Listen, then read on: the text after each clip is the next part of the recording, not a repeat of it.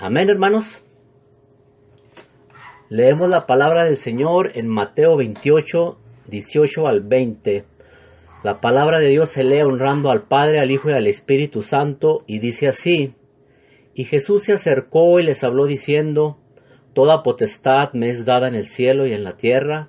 Por tanto, id y hacer discípulos a todas las naciones, bautizándolos en el nombre del Padre, y del Hijo, y del Espíritu Santo, enseñándoles que guarden todas las cosas que os he mandado, y he aquí, yo estoy con vosotros todos los días hasta el fin del mundo.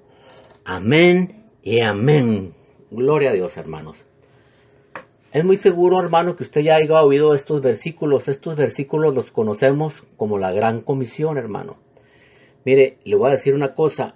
Estos 3 versos, hermano, del 18 al 20, que son los últimos del Evangelio de Mateo, son la compresión, son el resumen, hermano, de toda la enseñanza del Evangelio de Mateo, hermano, de toda la enseñanza. Así de importante son estos 3 versículos, la Gran Comisión. Le voy a dar un ejemplo, hermano. Jesús, hermano, nos habla de un nuevo reino, del reino de los cielos. Y el reino de los cielos necesita un rey. Mire lo que dice el 18. Toda potestad me has dado en el cielo y en la tierra. ¿Quién tiene toda la potestad? El rey. ¿Quién es el rey? Jesús, hermanos. Amén. Y mire bien lo que dice. Vamos a ver el versículo 19, hermano. Vea bien el versículo 19, no lo pierda de vista. Dice: Por tanto, id y hacer discípulos a todas las naciones, bautizándolos en el nombre del Padre, del Hijo y del Espíritu Santo. Amén. Fíjese, hermano, que en el versículo 19, note usted que dice que haga discípulos. Anótelo usted para que no se le olvide, hermano. Para Mateo, fíjese bien, para Mateo los cristianos no existen, hermano. ¿Lo escuchó bien? Para Mateo los cristianos no existen. Para Mateo los que creen en Jesús se llaman discípulos, hermano, no cristianos. Por eso dice: ve y hacer discípulos. Discípulos, fíjese en lo que dice, hermano. Ahora, le pregunto a usted: ¿por qué me debo de bautizar? Que yo sé que usted ya se bautizó, por eso está aquí, hermano. Si no estuviera bautizado, pues no estaré aquí. Porque hay un orden, en la palabra del Señor hay un orden, hermano. Amén. ¿Por qué me bautizo, hermano? Pues como lo dice porque lo dice en el versículo, como lo dice en el versículo 19, ¿verdad? Ve y haz discípulos, y luego ¿qué? Bautizándolos en el nombre del Padre, del Hijo y del Espíritu Santo. Amén, hermanos. Ahora, hermanos, el bautismo nos salva. El que salva es Jesús, hermanos. El que salva es Jesús.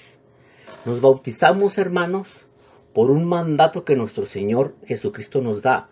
El bautismo, hermano, es el primer paso de obediencia hacia nuestro Señor Jesucristo. Repito, hermanos, el bautismo es el primer paso de obediencia hacia nuestro Señor Jesucristo. Mire, notemos bien, veamos esto, hermano. Le voy a decir algo, fíjese bien. Jesús, anótelo ahí, hermano. Jesús nunca le va a pedir que usted haga algo que antes no lo haya hecho Él. ¿Qué le quiero dar a entender, hermano? Que si Jesús te dice: bautízate, pues es porque Jesús se bautizó, es porque Jesús le hizo. Jesús es acorde a lo que manda, es porque Él ya lo ha hecho, hermanos. Esto donde lo podemos ver. Mire, esto está en Mateo capítulo 3. Si quiere ir a la Biblia, acompáñeme.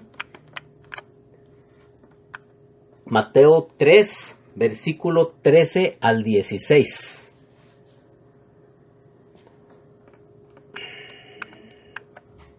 Amén, hermanos.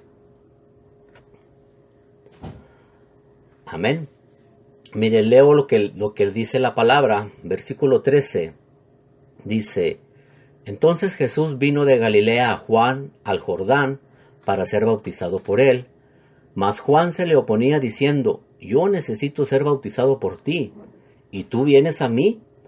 Pero Jesús le respondió, deja ahora, porque así conviene que cumplamos toda la justicia. Entonces le dejó, ve al 16, hermano. Y Jesús, después que fue bautizado, subió luego del agua, y he aquí los cielos le fueron abiertos, y vio al Espíritu de Dios que descendía como paloma y venía sobre él. Gloria a Dios, hermanos. Alabado sea el Señor. Ahí está, mire. Jesús le dijo, bautízate. Pero también él ya se bautizó primero, hermanos, antes de dar el mandato. Fíjate que te voy a comentar algo. Hay una situación, pero bien interesante, que trae mucha luz a la relevancia del bautismo. Y esta está registrada en Hechos, capítulo 2, del versículo 37 al 38. ¿Qué está pasando ahí? Ese capítulo nos está contando la primera predicación evangelística que hubo de la iglesia. Y la predicación está a cargo del apóstol Pedro, inspirado por el poder del Espíritu Santo. En aquella ocasión donde nos dice la palabra que se convirtieron alrededor de 3,000 personas, pues de esas de la que te hablo, hermano. Y déjame decirte que el corazón de la prédica de Pedro está en el versículo 37 y 38, hermanos. Vea lo que dice el corazón de esa predicación. Le voy a leer el versículo 36. Dice textualmente el versículo 36. Sepa pues ciertísimamente toda la casa de Israel que a este Jesús a quien vosotros crucificaste, Dios le ha hecho Señor y Cristo. 37. Al oír esto, se compungieron de corazón. Miren nada más. Les dolió, hermano, les llegó. Y dijeron a Pedro y a los otros apóstoles, hermanos, ¿qué haremos? Y Pedro les dijo, arrepiéntanse y bautícense cada uno de vosotros en el nombre de Jesucristo para perdón de los pecados y recibiréis el don del Espíritu Santo. Gloria a Dios, hermanos, gloria a Dios. Aquí viene algo, hermano, que hay que poner atención. Ve al versículo 37, hermano. Ve al versículo 37. Ve al final del versículo. Aquí nos está diciendo que la predicación, la palabra de Dios ha tocado el corazón de los oyentes. Y ahora dicen, y le hemos fallado al Señor, nos hemos equivocado, hemos pecado contra Él. Y le preguntan a Pedro, ¿y ahora qué hacemos? ¿Y ahora qué hacemos? Y Pedro, ¿qué les dice? Arrepiéntete y luego ¿qué? Bautízate, hermano, bautízate en el nombre de Jesucristo para perdón de los pecados y recibiréis el don del Espíritu Santo. ¡Wow, hermanos! ¡Wow, hermanos! Miren nada más. ¿Qué quiere decir? Que no se trata, hermanos, nada más de ir y meterse al agua para que a uno lo mojen, hermanos. No. Hay condiciones. Y mire, hermanos, mire esto, mire este detalle. Pedro les está diciendo, primero, arrepiéntete y luego bautízate. Mire, hermanos, y es que de repente nos hemos topado con gente, que déjeme decirle, porque es la verdad, nos hemos topado con gente, hermano, que se ha bautizado porque iba acompañando a la comadre o a la amiga o al hermano o al esposo o al amigo o a quien sea, y hubo oportunidad y dijeron, pues de una vez. Y se bautizaron, hermanos, sin siquiera meditar en estos textos que es arrepiéntete y bautízate. Ahora además, hermano, porque eso no está bien, hermano, porque también luego así otra cosa que se da mucho, hermano. El bautizarse, hermano, fíjese bien, el deseo de bautizarte simplemente para cubrir un requisito para obtener un privilegio en la iglesia, no, hermano, no es el corazón correcto que el Señor pide. No, hermano, tienes que tener un corazón correcto, un corazón arrepentido, hermano, arrepentido. Cuando Jesucristo, hermano, comenzó su vida pública, lo primerito que dijo, hermano, lo primero que habló cuando Jesús empezó su ministerio, ¿sabe qué fue? Arrepiéntete, porque el reino de los cielos ha llegado. Fíjese nada más ¿Qué tan importante sería el arrepentimiento no para cualquiera que lo dijo, no, lo dijo Jesús? ¿Qué tan importante sería el arrepentimiento, que fue la primera palabra que dijo, arrepiéntete? ¿Dónde está eso? Mateo 4, versículo 17, hermano. Y la Biblia está plagada en todos los evangelios de eso, hermano. Usted lo puede leer, nomás con que le dé una miradita a los evangelios se va a dar cuenta, hermano. Facilito. ¿Qué necesitas para bautizarte? ¿Qué necesito para ser bautizado? ¿Qué dice la palabra, hermanos? Ya vimos que en Hechos 2:28 dice que es necesario primero arrepentirse y después de bautizarse. Pero en Marcos 16:16 dice textualmente, apúntelo, hermanos, apúntelo: el que creyere y fuere bautizado será salvo, mas el que no creyere será condenado. Amén. Hay otro ejemplo también muy bonito, hermanos. Está en Hechos 8, del versículo 27 en adelante. Tal vez usted lo haya oído. Es cuando Felipe, movido por el Espíritu Santo, lo lleva a que se acerque a un carruaje donde iba un etíope, leyendo las escrituras, y comenta que eran las escrituras de Isaías. Entonces el Espíritu le dice a Felipe, acércate, y empieza a oír lo que dice el etíope sobre los versículos de Isaías que iba leyendo. Y a esto es lo interesante, hermano. La pregunta que le hace Felipe al etíope, que está en el versículo 36 de Hechos 8. ¿Entiendes lo que lees? Mire, hermano, que es realmente importante. Fíjese lo que le digo. Es tan importante poder entender realmente, hermano, lo que estamos leyendo y lo que está sucediendo, hermano.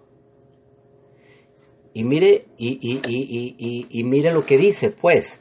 Ya después dice que no, que necesita quien le explique. Y Felipe le empieza a presentar a Jesús partiendo desde esos versículos, dice la palabra, hasta que pasan por un lugar en el camino y hay agua. Y mire la pregunta que el etíope le dice a Felipe: ¿qué impide que yo sea bautizado? Y aquí es donde quiero llegar, hermano. Aquí lo que Felipe le contesta en el verso 37.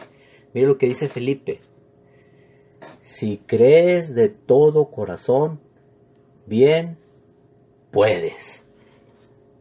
Yo te pregunto a ti, hermano, yo te pregunto a ti, hermana, ¿qué entiendes tú por la frase de todo corazón? ¿Qué entiendes tú por esa frase de todo corazón? Con el corazón correcto, hermanos, con el arrepentimiento correcto. Mire, hermanos, en Marcos dice que tienes que creer, en Hechos dice que te debes de arrepentir, y aquí también en Hechos dicen que debes de tener el corazón, con todo el corazón. ¿Qué le da a usted a entender, hermanos? Hay que hacer algo, hermano, no nomás ir y meterse, me voy a bautizar, ya es tiempo, me voy a bautizar. No, hermanos, no. Primero crees. ¿Y cómo crees? Porque te presentan la palabra, hermano. Te enseñan, la palabra empieza a trabajar en ti, adentro de ti. Y esa palabra del Señor te va redirguyendo, hermano. Y te va creando conciencia de que, le fallé.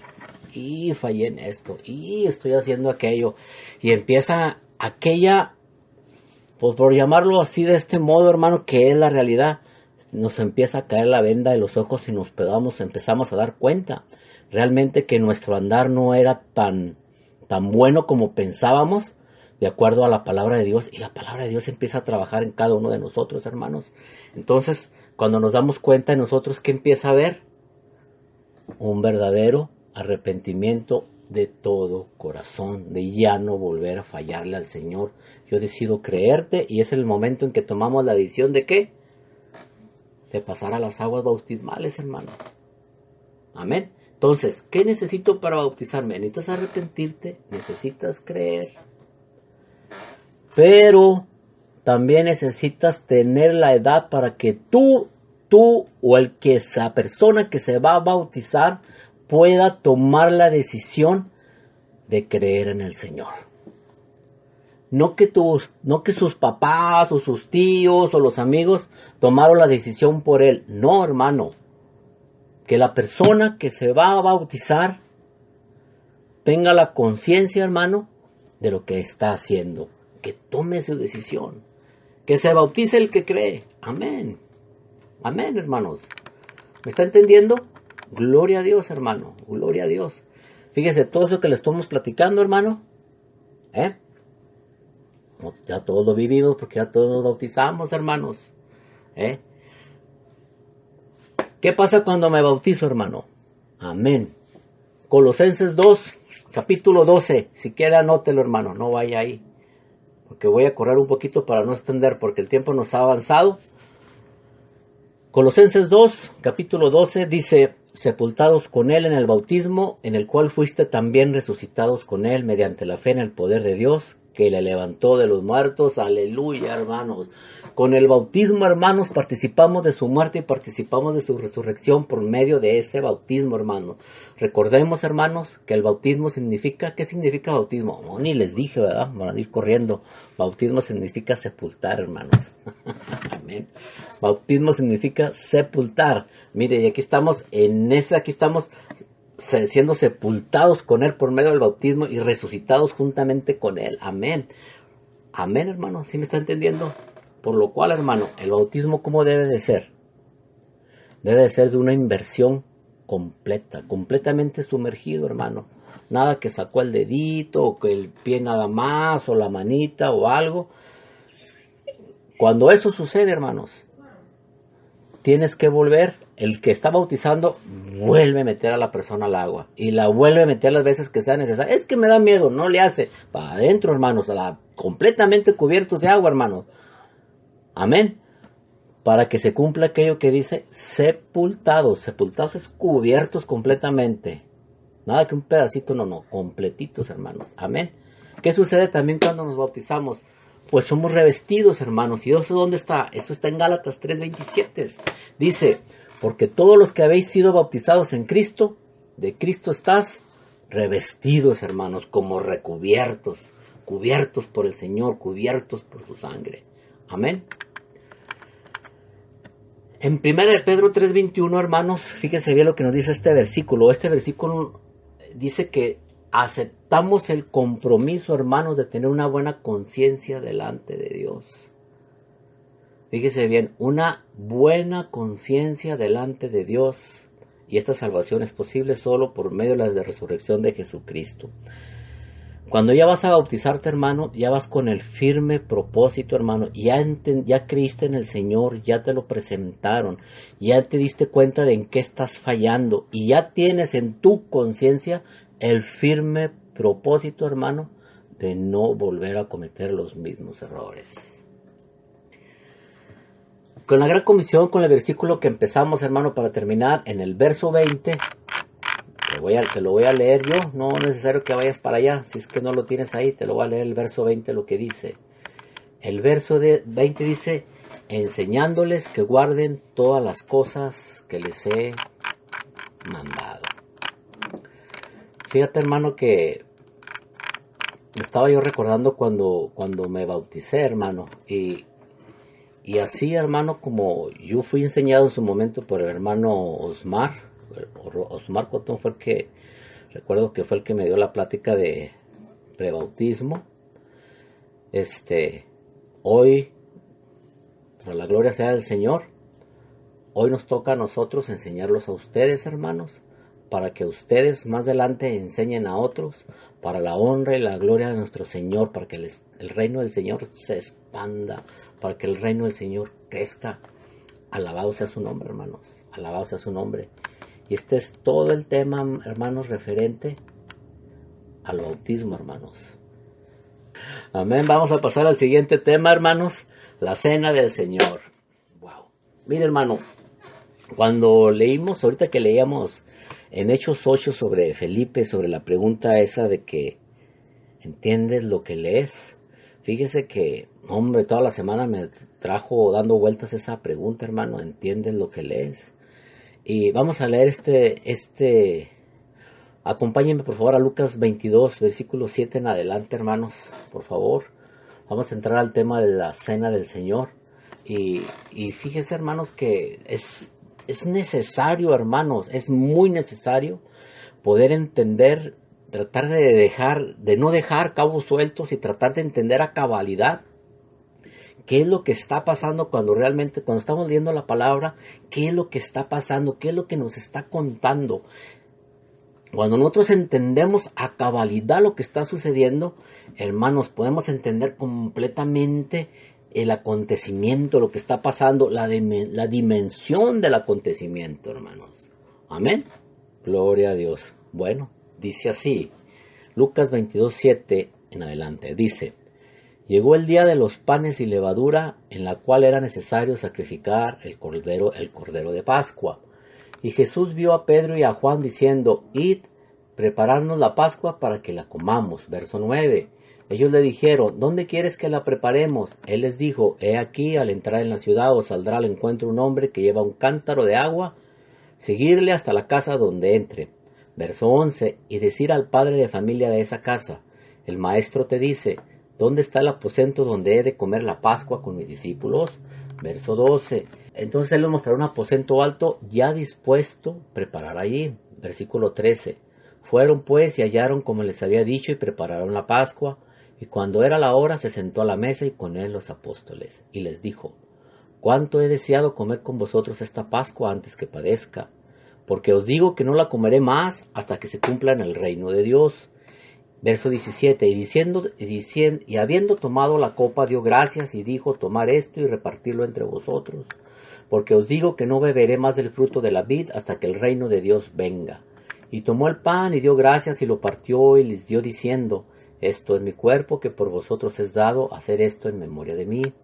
De igual manera, después que hubo cenado, tomó la copa diciendo: esta copa es el nuevo pacto en mi sangre que por vosotros se derrama. Amén y amén, hermanos. Wow. Aquí hay situaciones, hay situaciones claves, hermanos, para poder entender realmente lo que está sucediendo, ¿verdad? Primeramente, empezando el versículo, luego en el verso 7, nos dice que era la fiesta de los panes sin levadura. ¿Y qué es eso? ¿Verdad? Sería bueno saber de qué está hablando. La otra dice que era la cena de Pascua. ¿Sabes qué es Pascua, hermano? Amén. El verso 20 nos habla de un nuevo pacto, hermanos. ¿Entendemos lo que es un pacto? ¿Sabemos a qué se refiere el nuevo pacto?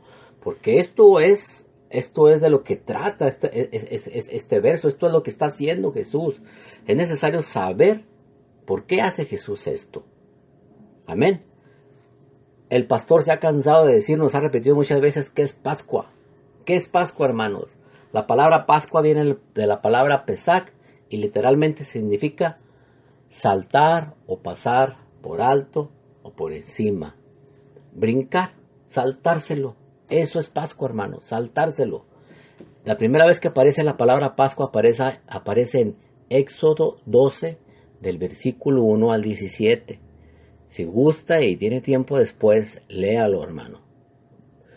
Se lo recomiendo porque va a aprender. Léalo. Éxodo 12, del 1 al 14.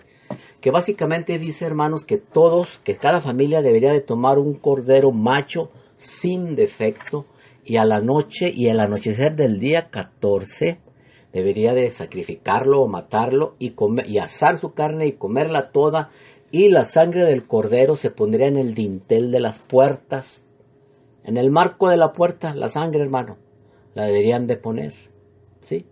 Y también nos dice por qué, y textualmente dice, y esta es la Pascua del Señor, esta es la Pascua de Dios.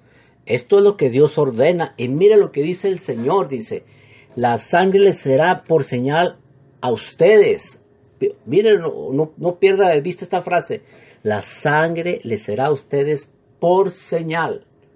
Las casas donde estén, cuando yo vea la sangre, pasaré de largo y ninguna plaga vendrá sobre ustedes para destruirlos cuando yo hiera la tierra de Egipto. Eso lo dice el Señor. Esa es la señal para que Dios sepa. La sangre en la puerta a dónde va a entrar y a dónde no va a entrar, hermanos. ¿Está entendiendo? ¿Sí? Esa es la Pascua del Señor. Eso es lo que se celebra, hermano. Y dice que es una celebración, es una ordenanza a perpetuidad.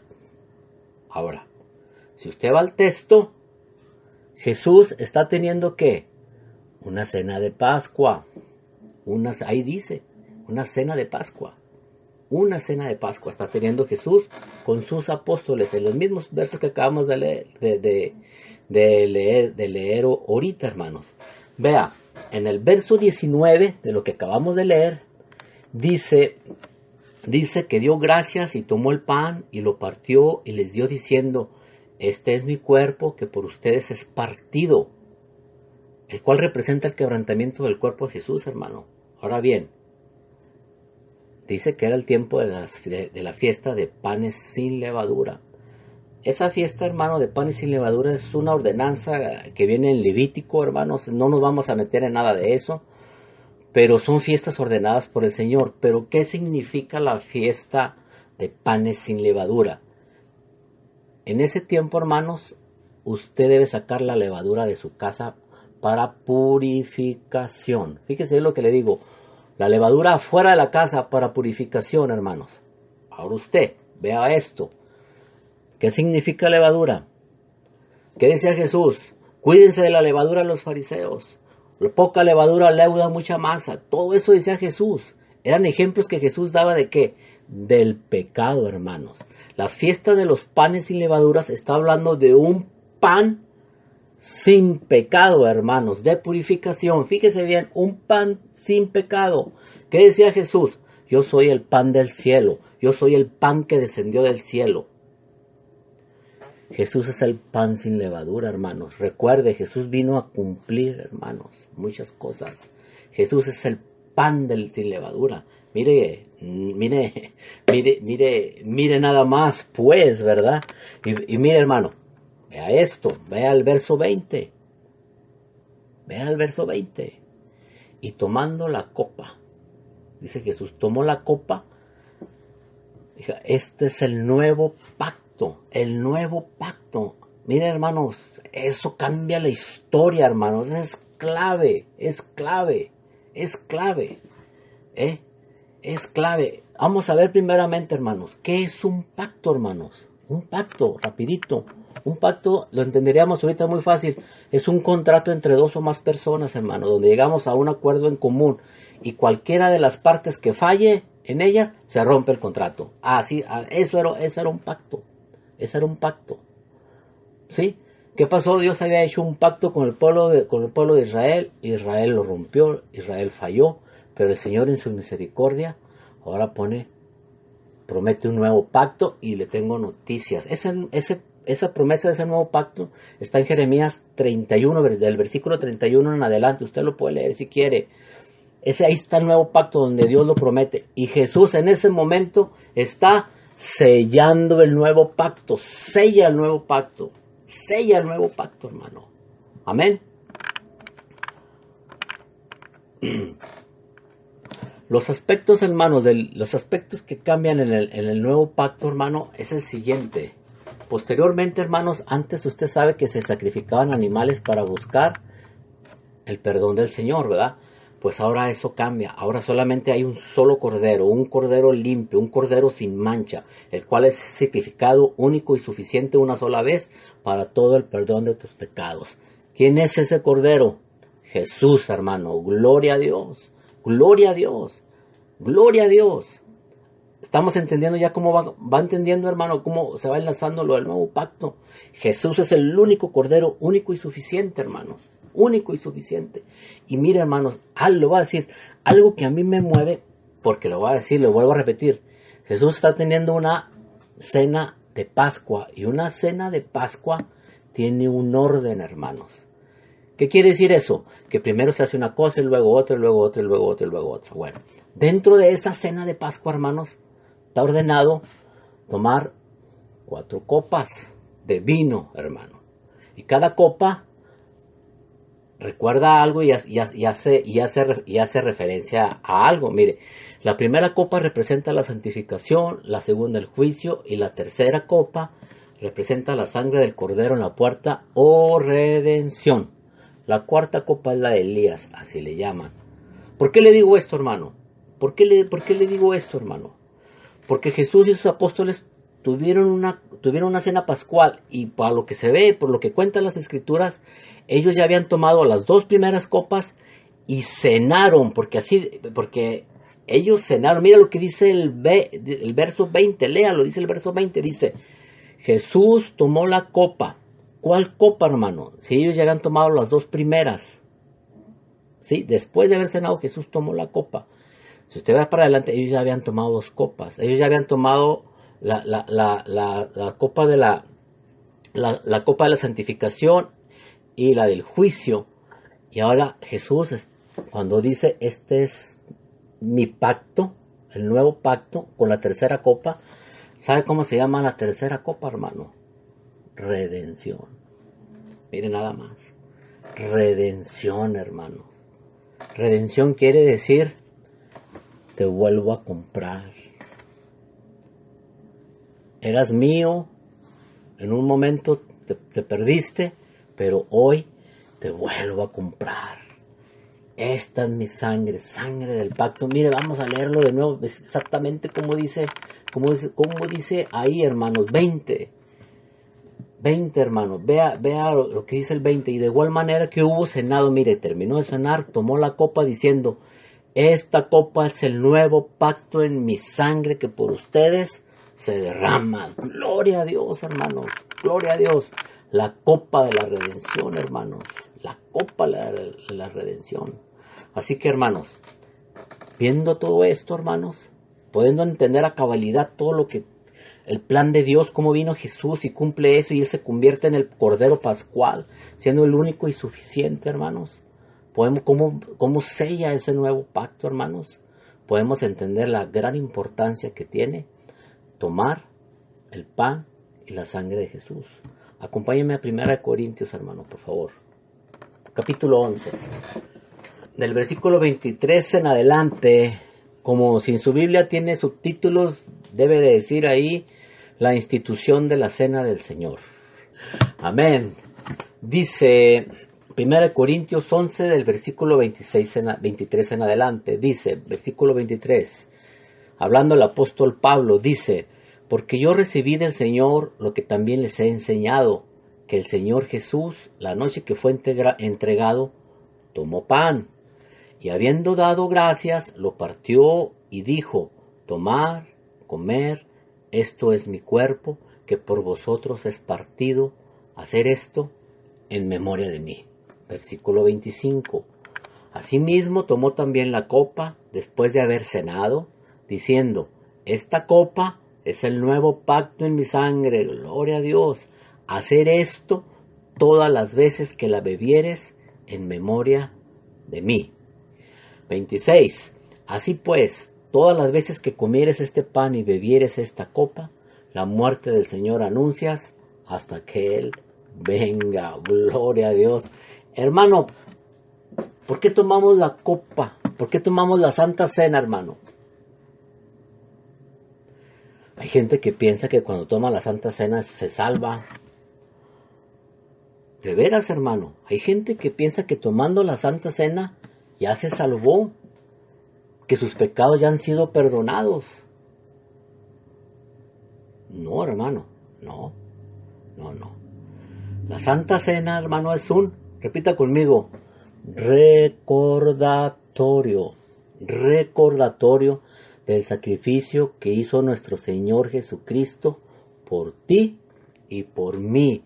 En su gran misericordia nos consideró dignos, hermanos, de morir por cada uno de nosotros, derramando su sangre, sellando ese nuevo pacto para la honra y la gloria del Dios Todopoderoso, hermanos. Amén, hermanos. Así que, ¿por qué tomar la copa del Señor? Tomar la cena del Señor es un recordatorio de lo que Jesús hizo por nosotros, así como dice en el versículo 26 que acabamos de leer. Fíjese bien, que la muerte del Señor anunciamos. Pero miren nomás, qué bonito, hermano. Cuando usted toma la copa y come del pan, no nomás anuncia la muerte de Jesús. ¿Sabe también qué anuncia? Que Él vendrá, hermanos, que Él volverá, que lo estamos esperando. Gloria a Dios, gloria a Dios. Y mire, véalo, ahí está, mire, versículo 26. Así pues, todas las veces que comieres este pan y bebieres esta copa, la muerte del Señor anuncias hasta que Él venga. Él vendrá, hermanos. Él volverá. Gloria a Dios, hermano. Gloria a Dios.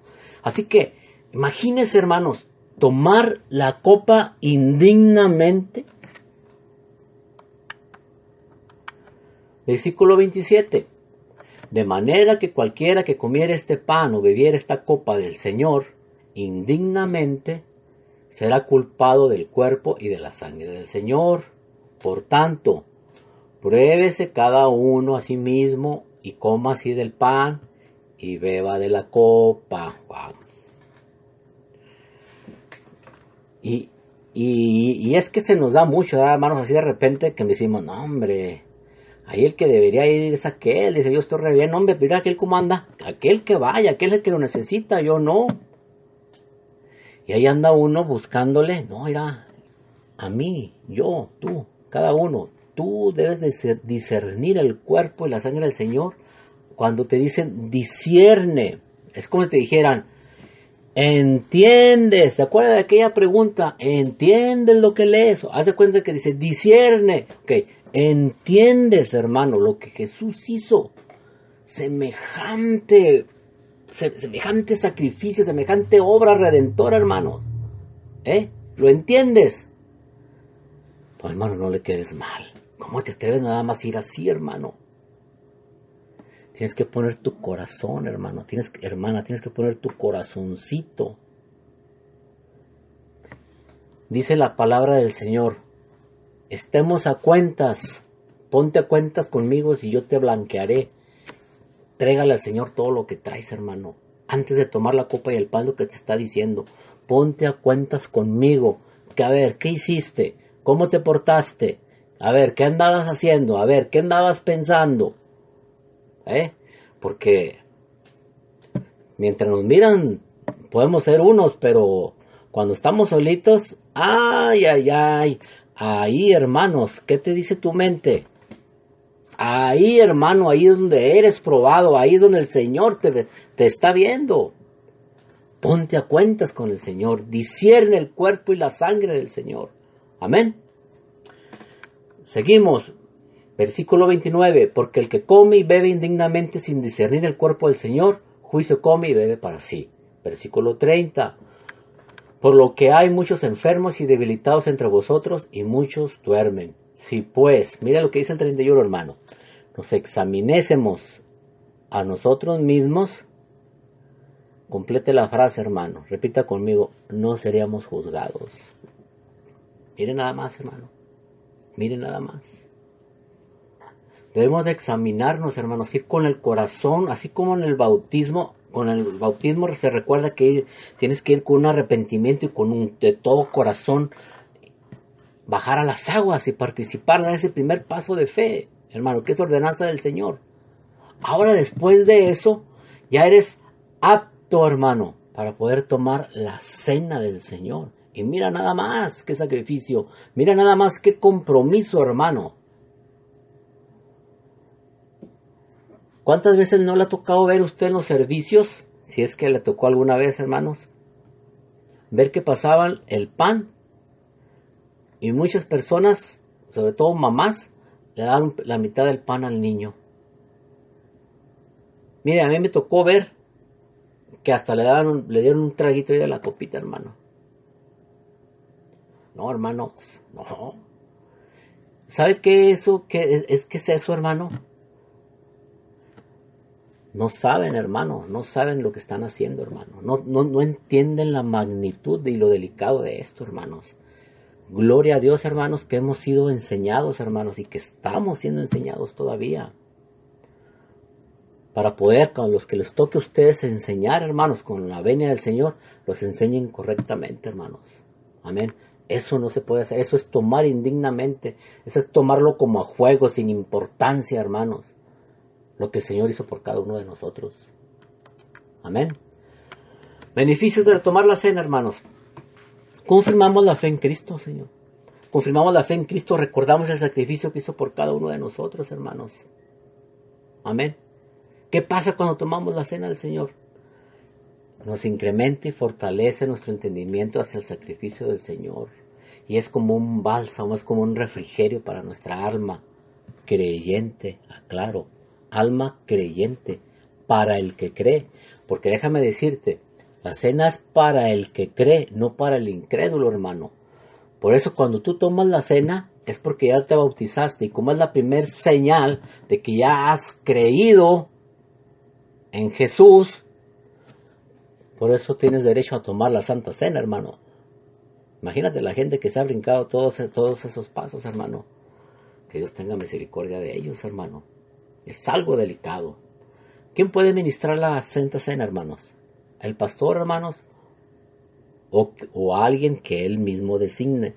Como está usted enterado, en este caso, en este año de pandemia que pasó, hermanos, ya ve que cada cabeza de familia o cada líder fue designado por el pastor, por nuestro pastor, para presentarla, para llevar el servicio de la Santa Cena, hermano, cada quien en su hogar. Así que, hermanos, este es el tema, los dos temas completos: el bautismo, la Santa Cena. Con la venia del Señor espero grandemente que por medio del Espíritu Santo hayamos podido entender a cabalidad lo que Él nos quiso enseñar este día, hermanos. Que podamos ejercer, hermanos, ese ministerio correctamente, hermanos. Que podamos entender lo que hacemos cuando tenemos ese pan y tenemos esa copa en nuestras manos. La magnitud del sacrificio que ha hecho nuestro Señor Jesucristo por cada uno de nosotros, hermanos.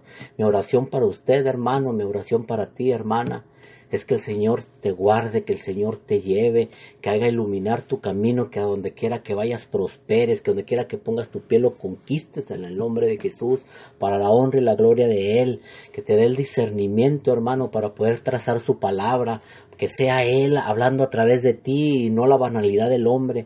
Te lo pedimos en el nombre de Jesús, que el Señor haga prosperar sus vidas, que prospere el ministerio de cada uno de ustedes, hermanos, grandemente. En el nombre de Jesús. Amén, hermanos.